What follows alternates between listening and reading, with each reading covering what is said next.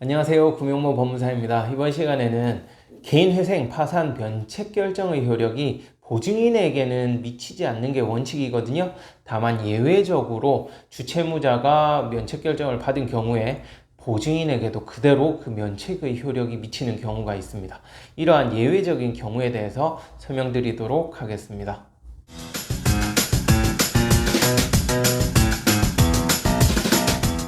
우선 원칙적으로 회생이든 파산이든 면책 결정을 받는다 하더라도 보증인에게는 영향이 없어요. 따라서 보증인은 여전히 주채무자가 면책 결정을 받은 이후에도 보증채무를 부담하게 됩니다. 보증채무를 부담함으로 인해서 대신 갚게 되면 구상권이란 걸 원래 행사할 수 있거든요. 주채무자한테 내가 너 대신 돈을 갚았으니까 내가 갚은 금액만큼 돈을 내놔라. 그게 구상권인데요. 이러한 구상권을 주채무자가 면책 결정을 받은 경우에는 행사를 못합니다.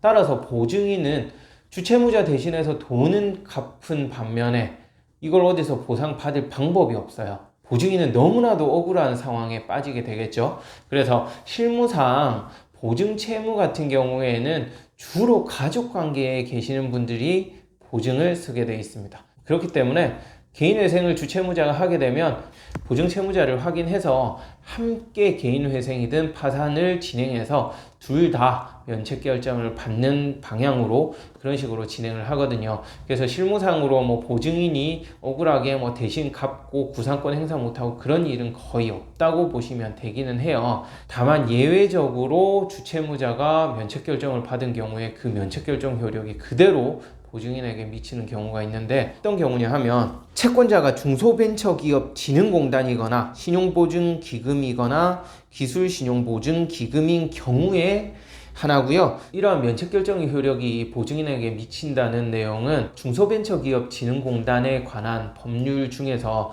74조의 2에 이 내용이 써 있습니다. 그 내용을 보면은 채무자 회생 및 파산에 관한 법률 250조 제2항, 제567조, 제625조 3항에도 불구하고 채권자가 중소벤처기업진흥공단인 경우 중소벤처기업진흥공단 그리고 신보, 기보 다 포함이라고 보시면 돼요. 중소기업, 벤처기업이 회생계획 인가결정을 받는 시점 및 파산 선고 이후 면책결정을 받는 시점에 주채무가 감경 또는 면제될 경우 연대보증채무도 동일한 비율로 감경 또는 면제될. 다만 여기서 보면 회생계획 인가결정을 받는 시점이라고 되어 있는데 이거는 개인 회생이 아니라 일반 회생, 즉 기업 회생에 관한 내용이라서 이렇게만 규정되어 있어요. 즉 일반 회생의 경우에는 면책 결정이 따로 없거든요. 그래서 회생 계획 인가 결정이라고만 되어 있는데 이에 관해서는 이제 고등법원에서 판례가 있어요. 개인 회생 인가 후 면책 결정의 효력에 대해서도 당연히 이 법조항이 영향을 미친다라는